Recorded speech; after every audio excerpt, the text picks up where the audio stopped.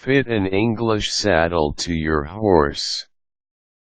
For a bit of history, English saddles are so named because they were used during the earlier periods in all English riding trainings worldwide. English riding trainings simply referred to the instructional techniques originated in England, where the instructors were also mostly English riders. The use of English saddles in equestrian activities has prevailed for some time, and it apparently remains among the standard procedures in horse riding.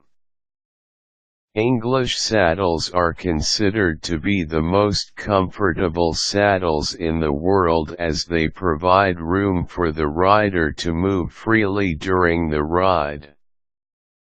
To make sure you get the optimum functionality of an English saddle, you need to learn how to properly fit it to your horse. Here are tips that can guide you. Measure your horse, its height, breadth, and length. Although saddle manufacturers use their own method of measurements, you should at least give them an idea on the size of your horse. Prepare around $100 to $700 to pay for the saddle. This amount should purchase a quality English saddle that will last many years. Buy a saddle from stores selling animal accessories in your area. You may also purchase online as long as you know which kind you want and which size will fit your horse.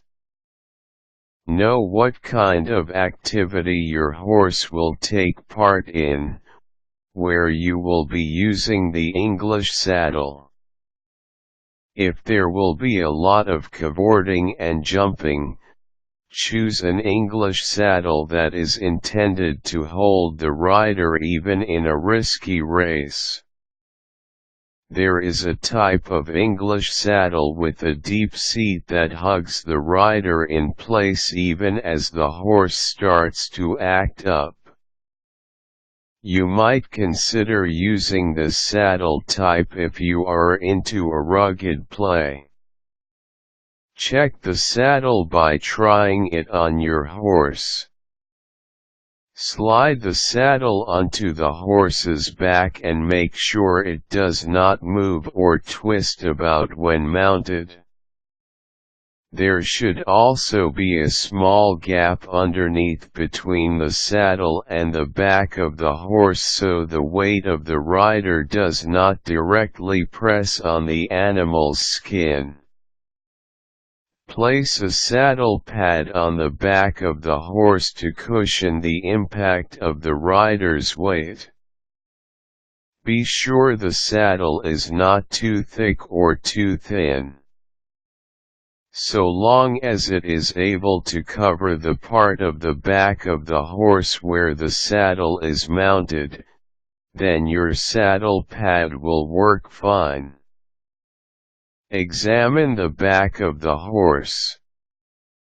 If the saddle directly puts pressure on the horse's back even if the rider has not mounted yet, the English saddle should be changed.